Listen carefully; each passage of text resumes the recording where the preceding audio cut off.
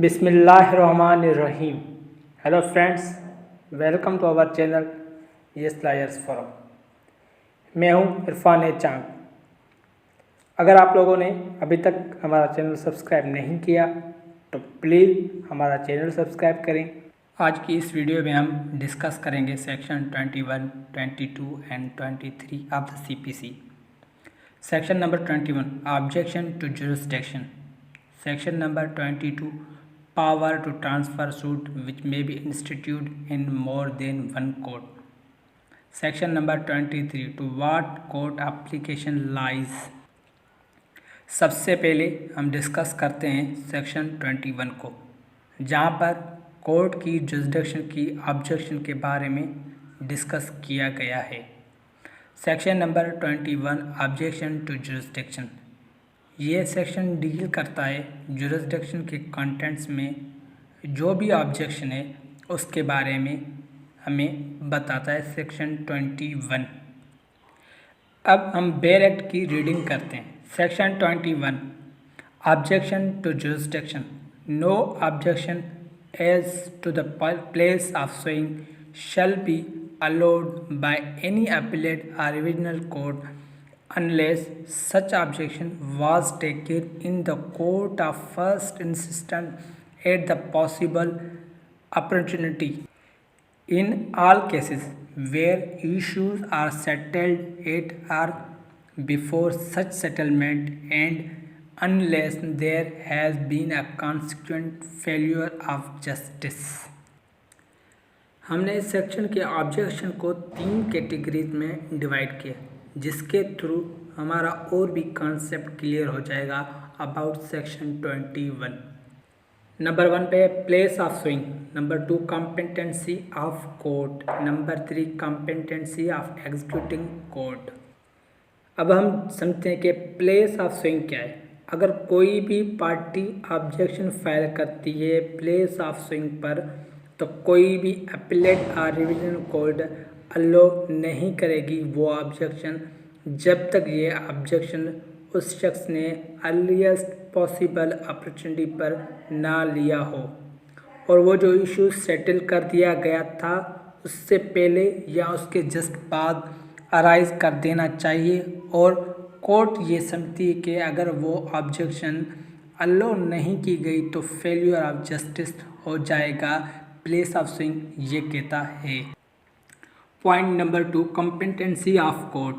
कोई भी ऑब्जेक्शन अगर आप कोर्ट की कॉम्पिटेंसी पे करते हैं कि इस कोर्ट के पास मैटर को टेकअप करने की जुरिसडिक्शन ही नहीं है, पेक्यूनियरी या कोई अदर लिमिट जुरिसडिक्शन के बारे में कोई भी ऑब्जेक्शन ले आना चाहते हैं तो ये भी ऑब्जेक्शन अर्लीस्ट पॉसिबल अपॉर्चुनिटी में ले आना चाहिए। Point number 3 competence of executing court. अगर किसी भी कोर्ट ने एग्जीक्यूशन पास की है उस पर कोई भी ऑब्जेक्शन ले आना चाहते हैं तो वो भी अर्लीस्ट पॉसिबल अपॉर्चुनिटी में ले आना पड़ेगा, अदरवाइज कोर्ट यहाँ पर या रिविजनल कोर्ट या अपीलेट कोर्ट अलो नहीं करेगी। अब हम सेक्शन नंबर 22 को पढ़ते हैं, उसकी बेयर एक्ट की रीडिंग करते हैं। Power to transfer suit which may be institute in more than one court. कोई भी ऐसा सूट जिसको हम एक से ज़्यादा कोर्ट की जुरिसडिक्शन में इंस्टीट्यूट कर सकते हैं।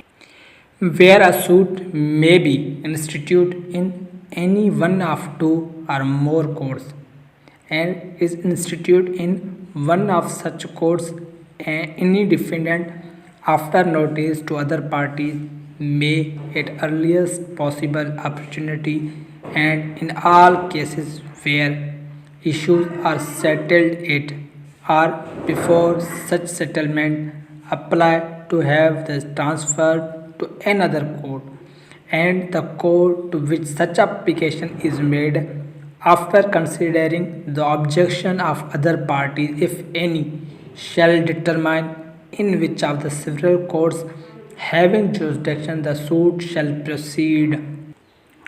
इसके कॉन्सेप्ट को और आसानी से क्लियर करने के लिए हम फॉर सपोज समझते हैं, एग्जांपल लेते हैं कि कोई भी सूट है रिलेटेड टू इमूवेबल प्रॉपर्टी और वो 2 डिफरेंट जुरिसडिक्शन में आता है तो आप दोनों जुरिसडिक्शन में से किसी भी एक कोर्ट में सूट फाइल कर सकते हैं, आइदर ए कोर्ट में या बी कोर्ट में। आफ्टर दैट डिफेंडेंट जो होगा वो प्लेंटिफ को नोटिस भेजेगा कि हम इस सूट को इस कोर्ट में नहीं चला सकते at the earliest possible opportunity में।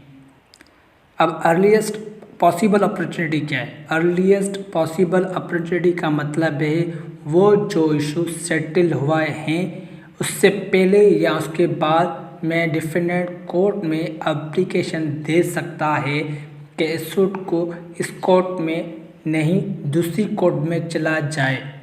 जिस कोर्ट को एप्लीकेशन दी गई है वो कोर्ट सुनेगी अगर प्लेंटिफ की तरफ से कोई भी ऑब्जेक्शन है और कोर्ट डिटरमाइन करके बताएगी कि सूट को किस कोर्ट में भेजना चाहिए और सूट को उस कोर्ट में भेज देगी।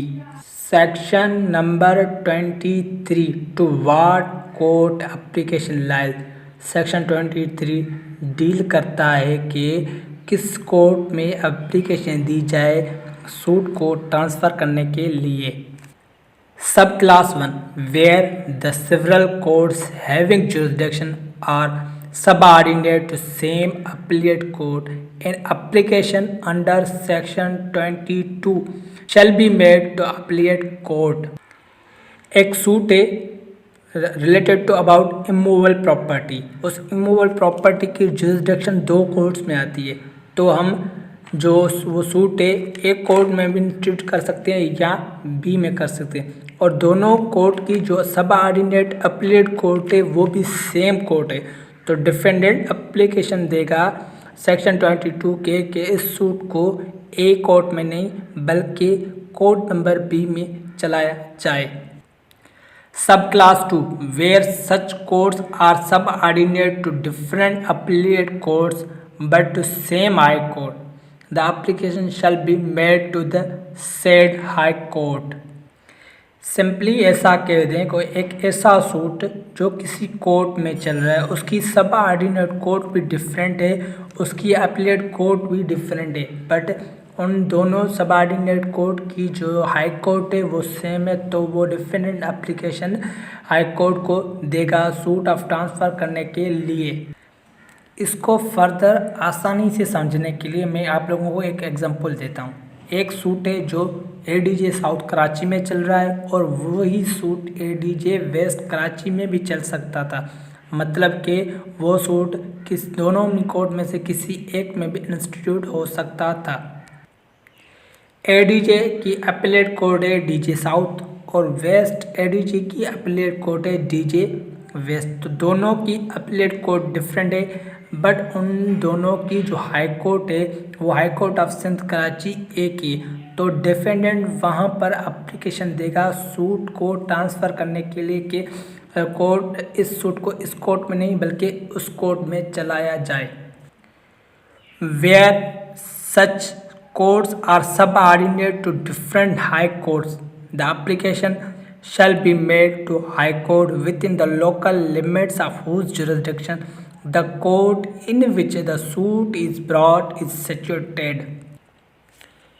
ऐसे सूट को ट्रांसफ़र करवाना है जिसकी subordinate court appellate different high court है।